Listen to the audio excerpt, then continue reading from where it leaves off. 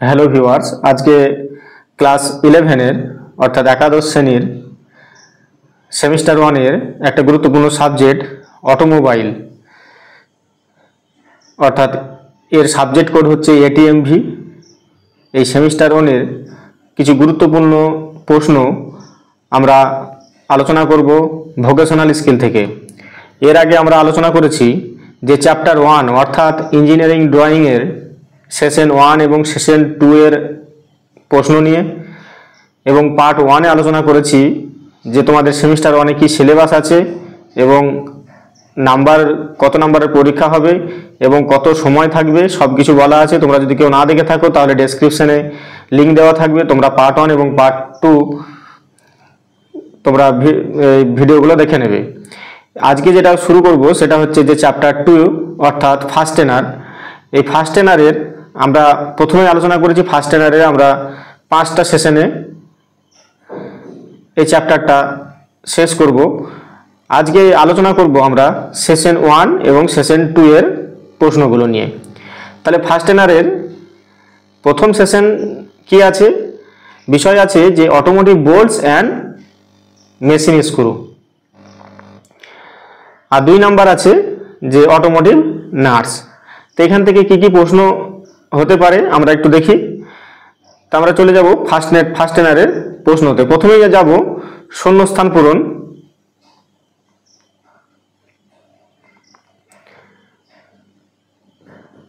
দেখো, প্রথম প্রশ্ন সেশন 1-এর প্রথম প্রশ্ন হচ্ছে শূন্যস্থান পূরণ। 1 নম্বর প্রশ্ন হচ্ছে ফাস্টেনার হলো একটি হার্ডওয়্যার ড্যাশ যা যান্ত্রিকভাবে 2 বা ততোধিক বস্তুকে একসাথে সংযুক্ত মানে জয়েন্ট অথবা ড্যাশ করে। অর্থাৎ দুটো শূন্যস্থান আছে এখানে, দুটো শূন্যস্থানে কি বসবে সেটা তোমাদেরকে এখানে শূন্যস্থানে লিখতে হবে। যে ফাস্টেনার হলো একটি হার্ডওয়্যার ড্যাশ মানে এখানে হবে যন্ত্র যা যান্ত্রিকভাবে 2 বা ততোধিক বস্তুকে একসাথে সংযুক্ত করে অথবা ফাস্টেন করে অর্থাৎ বেঁধে রাখে। এরপরে যাব 2 নম্বর প্রশ্ন যে মোটর গাড়ি ফাস্টেনার বিভিন্ন ধরনের ড্যাশ দিয়ে তৈরি। তাহলে শূন্যস্থানে কি বসবে? শূন্যস্থানে বসবে যে মোটর গাড়ি ফাস্টেনার বিভিন্ন ধরনের উপাদান দিয়ে তৈরি অর্থাৎ ম্যাটেরিয়াল দিয়ে তৈরি, সেটা স্টেনলেস স্টিল, অ্যালুমিনিয়াম এসব দিয়ে হতে পারে। 3 নম্বর প্রশ্ন দেখো, 3 নম্বর প্রশ্ন হচ্ছে যে বোল্ট হলো একটি বাহ্যিক থ্রেডেড ড্যাশ। তাহলে শূন্যস্থানে কি বসবে? যে বোল্ট হলো একটি বাহ্যিকভাবে থ্রেডেড ফাস্টেনার। এরপরে প্রশ্ন 4 নম্বর প্রশ্ন। 4 নম্বর প্রশ্ন কি আছে? যে বাহ্যিক থ্রেড অর্থাৎ এক্সটার্নাল থ্রেড ড্যাশ বা স্ক্রুতে থাকে এবং অভ্যন্তরীণ থ্রেড ড্যাশতে থাকে। তাহলে কি হবে? উত্তর হবে এখানে যে আমরা যেহেতু সেশন 1 এবং সেশন 2 আলোচনা করছি যে বোল্টস অ্যান্ড নাটস, সেজন্য দেখো এখানে যে বাহ্যিক থ্রেড, একটা বোল্টের বাহ্যিক থ্রেড থাকে আর এবং অভ্যন্তরীণ থ্রেড থাকে নাটসে। তাহলে নাটসে অভ্যন্তরীণ থ্রেড এবং বোল্টে বাহ্যিক থ্রেড। 5 নম্বরের প্রশ্ন দেখো যে ভারতের আমরা আইএসও ড্যাশ থ্রেড ব্যবহার করি। তাহলে যে আমরা কোন আইএসও মার্ক, একটা কোয়ালিটি মার্ক, তাহলে ভারতে আমরা আইএসও মেট্রিক থ্রেড ব্যবহার করি। তাহলে আমরা ভারতে কোন থ্রেড ব্যবহার করি? Metric thread. এর পরের প্রশ্ন দেখো, এরপরের প্রশ্ন 6 নম্বর প্রশ্ন। 6 নম্বর প্রশ্নতে আছে যে সাধারণত ফাস্টেনারগুলি ড্যাশ তৈরি করতে ব্যবহৃত হয়, অর্থাৎ যৌথগুলি বা সংযোগকারী উপাদানগুলিকে ক্ষতিগ্রস্ত না করে অপসারণ বা ভেঙে ফেলা যায়। আবার বলছি প্রশ্নটা, যে সাধারণত ফাস্টেনারগুলি ড্যাশ তৈরি করতে ব্যবহৃত হয়, অর্থাৎ যৌথগুলি বা সংযোগকারী উপাদানগুলো ক্ষতিগ্রস্ত না করেই অপসারণ বা ভেঙে ফেলা যায়। তাহলে শূন্যস্থানে কি বসবে? শূন্যস্থানে বসবে অস্থায়ী জয়েন্ট। অস্থায়ী জয়েন্ট তৈরি করতে ব্যবহার করা হয়। অর্থাৎ ফাস্টেনার আমরা ব্যবহার করি কেন? কারণ এমন আমরা যেসব জায়গায় ফাস্টেনার ব্যবহার করি যাতে সেই জায়গায় আমরা হয়তো পরবর্তীকালে সেটাকে দুটো পার্টসকে আলাদা করা যায়, সেই জন্য আমরা কিন্তু ফাস্টেনার ব্যবহার করি। বা কোথাও কোথাও আবার দেখা যায় যে যেমন রিভেটের কথা বলতে গেলে আমরা যেটাকে রিভেট বলি, সেই রিভেট আবার কোথাও কোথাও দুটো পার্টসকে জয়েন করছি, আবার হয়তো সেই রিভেটটাকে নষ্ট করে দিয়ে আমরা কিন্তু দুটো পার্টসকে আবার আমরা ব্যবহার করতে পারছি। সেই জন্য এখানে বলা আছে যে সাধারণত ফাস্টেনারগুলি অস্থায়ী জয়েন্ট তৈরি করতে ব্যবহৃত হয়, অর্থাৎ যৌথগুলি যা সংযোগকারী উপাদানগুলিকে ক্ষতিগ্রস্ত না করে অপসারণ বা ভেঙে ফেলা যায়। তাহলে শূন্যস্থানে বসবে অস্থায়ী জয়েন্ট। 7 নম্বর প্রশ্ন দেখো যে ড্যাশ এবং স্ক্রুগুলিকে থ্রেডেড ফাস্টেনারও বলা হয়। 7 নম্বর প্রশ্ন যে ড্যাশ এবং মেশিন স্ক্রুগুলিকে থ্রেডেড ফাস্টেনার বলা হয়। অটোমোটিভ বোল্টস এবং মেশিন স্ক্রুগুলিকে, তাহলে শূন্যস্থানে বসবে অটোমোটিভ বোল্টস এবং মেশিন স্ক্রুগুলোকে থ্রেডেড ফাস্টেনার বলা হয়। থ্রেডেড ফাস্টেনার মনে রাখবে।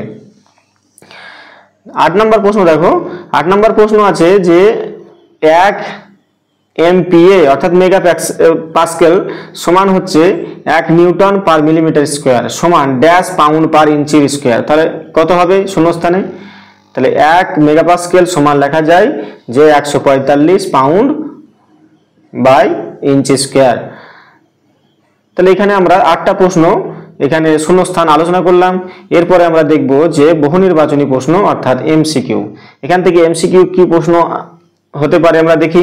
প্রথম প্রশ্ন দেখো যে কোন অটোমোটিভ ফাস্টেনারগুলি একটি মেশিনে 2 বা ততোধিক বস্তু ধরে রাখার জন্য বা সংযোগ করার জন্য ব্যবহৃত হয়। তাহলে 1 নম্বর প্রশ্নটা কি আছে যে কোন অটোমোটিভ ফাস্টেনারগুলি একটি মেশিনে 2 বা ততোধিক বস্তুকে ধরে রাখার জন্য সংযোগ ব্যবহৃত হয়। তাহলে হবে যে এখানে প্রথম অপশনটা হবে সঠিক। তাহলে হবে নাটস অ্যান্ড বোল্টস। তাহলে উত্তর হলো নাটস অ্যান্ড বোল্টস। এরপরে 2 নম্বর প্রশ্ন দেখো যে 2 নম্বর প্রশ্ন আছে যে একটা স্ক্রু থ্রেডের সরল কার্যকর ব্যাস কত। একটা 2 নম্বর প্রশ্ন আছে একটা স্ক্রু থ্রেডের সরল কার্যকর ব্যাস কত। তাহলে ক হচ্ছে যে পিচ ব্যাস, আর খ হচ্ছে ফ্র্যাঙ্ক, আর গ হচ্ছে রুট, আর ঘ হচ্ছে থ্রেডের কোণ। তাহলে কি হবে? একটা স্ক্রু থ্রেডের সরল কার্যকর ব্যাস হলো পিচ ব্যাস। তাহলে ক হচ্ছে সঠিক উত্তর। 3 নম্বর প্রশ্ন ক্রিস্ট এবং মূলকে অর্থাৎ ক্রিস্টকে ক্রিস্ট বলে এবং মূলকে বলা হয় রুট, এই সংযুক্ত করে এমন সরল বাহুগুলিকে কি বলা হয়? অর্থাৎ ক্রিস্ট ও মূল বলা আছে, এখানে ক্রিস্ট ও রুট সংযুক্ত করে এমন সরল বাহুগুলোকে কি বলা হয়? অপশনগুলো দেখো। অপশন আছে, প্রথম অপশন আছে যে ফ্র্যাঙ্ক, আর খ আছে রুট, আর গ আছে মাইনর ব্যাস, আর ঘ হচ্ছে পিচ ব্যাস। তাহলে কি হবে? তাহলে ক্রিস্ট এবং মূলে সংযুক্ত করে কোন বাহু? তাহলে এটা হবে যে ফ্ল্যাঙ্ক। তাহলে অপশন ক হচ্ছে সঠিক উত্তর, ফ্ল্যাঙ্ক। এবার দেখো 4 নম্বর প্রশ্ন। 4 নম্বর প্রশ্ন কি আছে যে ভাঙ্গার আগে, খুব কিন্তু ইম্পর্টেন্ট প্রশ্ন এটা, ভাঙ্গার আগে কোন উপাদান সর্বোচ্চ টান সহ্য করতে পারে এমন লোড হলো? এই ধরনের লোডকে কি লোড বলা হয়? আবার বলছি 4 নম্বরের প্রশ্ন, এটা ইম্পর্টেন্ট প্রশ্ন যে ভাঙ্গার আগে কোন উপাদান সর্বোচ্চ টান সহ্য করতে পারে এমন লোডকে কি বলা হয়? এমন লোডকে বলা হয় যে প্রসার্য শক্তি। বাংলাতে বলা হয় প্রসার্য শক্তি, ইংরেজিতে বলা হয় টেনসাইল স্ট্রেংথ। তাহলে অপশনটা কোনটা? এই খটা হবে সঠিক উত্তর, টেনসাইল স্ট্রেংথ। দেখো 5 নম্বর প্রশ্ন যে এমন লোড যেখানে পণ্যটি কোনো স্থায়ী সেটের প্রমাণ ছাড়াই টিকে থাকে। এমন লোড যেখানে পণ্যটি কোনো স্থায়ী সেটের প্রমাণ ছাড়াই টিকে থাকে। তাহলে উত্তর কি হবে? তাহলে অপশনগুলো দেখো যে প্রথম অপশন আছে ফলন শক্তি মানে ইএল স্ট্রেংথ, আর খ আছে প্রসার্য শক্তি অর্থাৎ টেনসাইল স্ট্রেংথ, গ হচ্ছে প্রমাণ লোড বা প্রুফ লোড, আর ঘ হচ্ছে উপরের কোনোটাই নয়। তাহলে কি হবে? 5 নম্বরের উত্তর হবে তোমার গ, প্রমাণ লোড। এমন লোড যেখানে পণ্য কোনো স্থায়ী সেটের প্রমাণ ছাড়াই টিকে থাকে সেটাকে বলা হয় প্রুফ লোড বা প্রমাণ লোড। ঘ অপশন দেখো। এই 6 নম্বর প্রশ্ন দেখো যে লোডে একটি উপাদান একটি নির্দিষ্ট বিকৃতি দেখায়, যে লোডে একটি উপাদান একটি নির্দিষ্ট বিকৃতি দেখায় সেই লোডকে কি বলা হয়? তাহলে ক হচ্ছে প্রমাণ লোড অর্থাৎ প্রুফ লোড, খ হচ্ছে ফলন শক্তি অর্থাৎ ইয়েল স্ট্রেন্থ, আর গ হচ্ছে প্রসার্য শক্তি টেনসাইল স্ট্রেন্থ, আর ঘ হচ্ছে উপরের কোনোটিই নয়। তাহলে কি উত্তর হবে? তাহলে উত্তর হবে যে তোমার সঠিক উত্তরটা হবে খ অর্থাৎ ইয়েল স্ট্রেন্থ। তাহলে এটা হলো খ, উত্তর হচ্ছে ফলন শক্তি বা ইয়েল স্ট্রেন্থ। এবার 7 নম্বরের প্রশ্ন দেখো, এটি একটি টি আকৃতির মাথাযুক্ত বল্টু যা মেশিন টেবিলের টি স্লটের সাথে মেলে। এটি মেশিন টেবিলের অংশগুলি ধরে রাখার জন্য ব্যবহৃত হয়। আবার বলছি যে এটি একটি টি আকৃতির মাথাযুক্ত বল্টু যা মেশিন টেবিলের টি স্লটের সাথে মেলে। এটি মেশিন টেবিলের অংশগুলি ধরে রাখার জন্য ব্যবহৃত হয়। তাহলে অপশনগুলো দেখো, অপশন আছে, প্রথম অপশন আছে হেক্স বল্টু অর্থাৎ হেক্স বোল্ট, আর খ হচ্ছে আই বল্টু, ইংরেজিতে বলা হয় আই বোল্ট, আর গ হচ্ছে টি হেড বল্টু, ইংরেজিতে বলা হয় টি হেড বোল্ট, আর ঘ হচ্ছে যে ক্যারেজ বল্টু বা ক্যারেজ বোল্ট। তাহলে সঠিক উত্তর কি হবে? সঠিক উত্তর হবে যে তোমার গ অর্থাৎ টি বল্টু। তাহলে সঠিক উত্তর হলো টি বল্টু।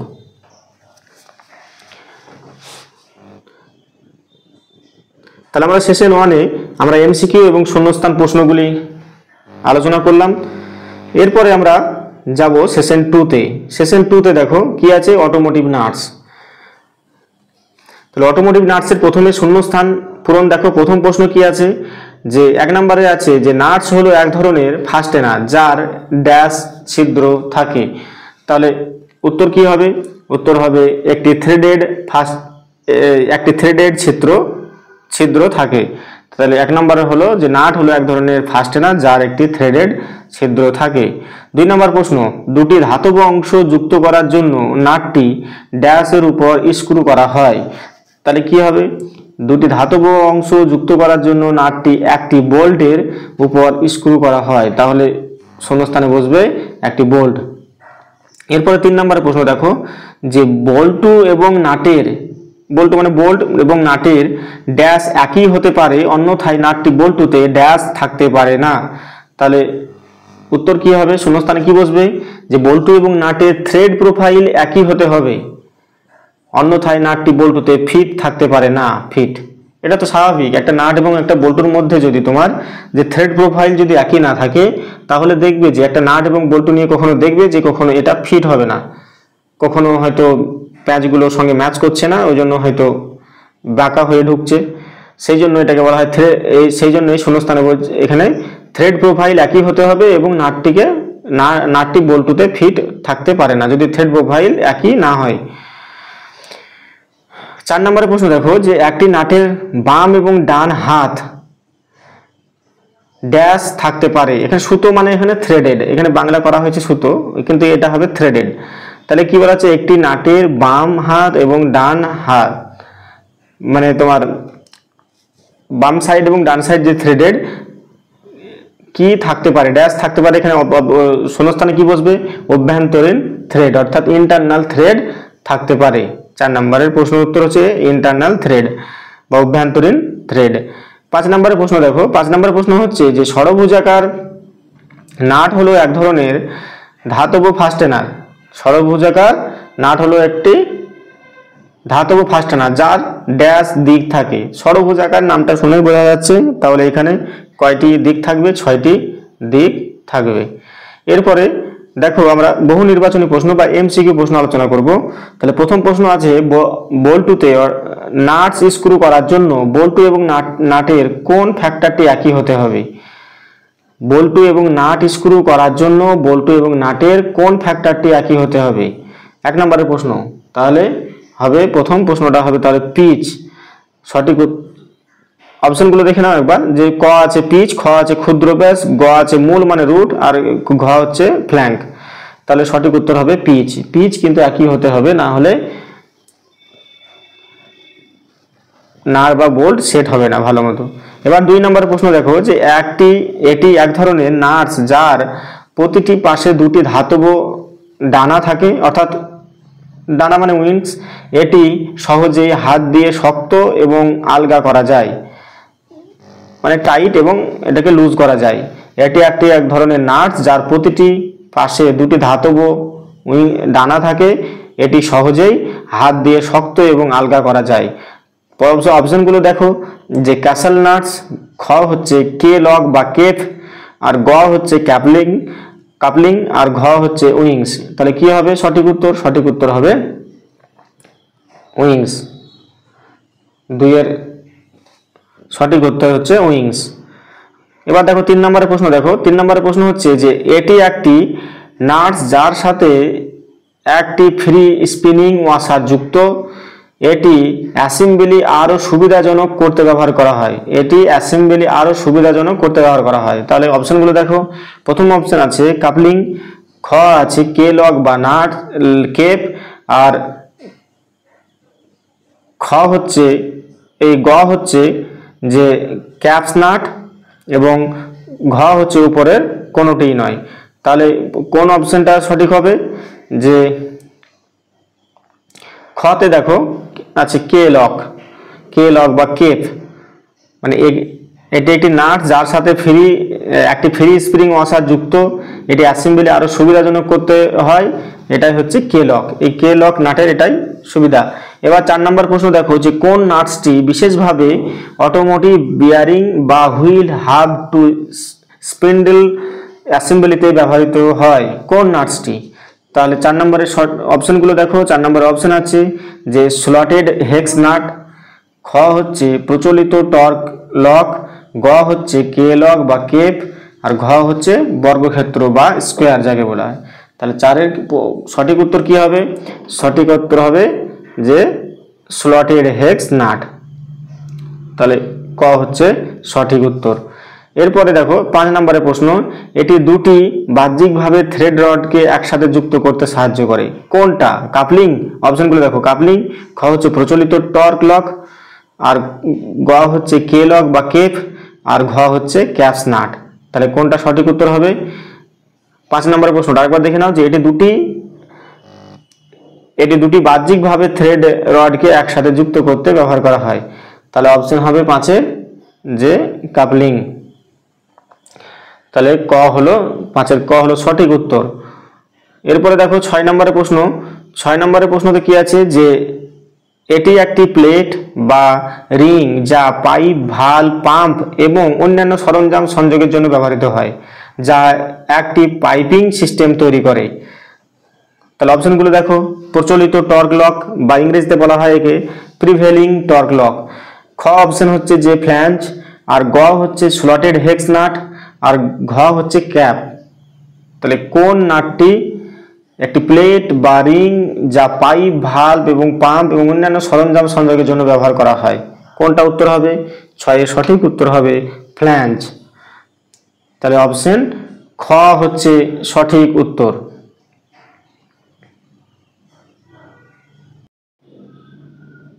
দেখো তাহলে আমরা এইখানে সেশন 1 এবং সেশন 2 তে প্রশ্নগুলো আলোচনা করলাম। বিশেষ করে এই সেশন 2 তে শূন্যস্থান এবং এই এমসিকিউ প্রশ্ন যেগুলো আলোচনা করলাম সেগুলো একটু ভালোভাবে তোমরা দেখবে। এর মধ্যেই আশা করি তোমরা প্রশ্ন কমন পেতে পারো। তোমরা আগের ভিডিওগুলো যারা দেখোনি পার্ট 1 এবং পার্ট 2 এর, তোমরা অবশ্যই দেখে নেবে। যদি তোমাদের এই প্রশ্নগুলো ভালো লেগে থাকে তাহলে অবশ্যই চ্যানেলটিকে সাবস্ক্রাইব করবে এবং বেশি বেশি বন্ধুদের সঙ্গে শেয়ার করবে, যাতে তোমাদের মতো তোমার বন্ধুরাও শিখতে পারে।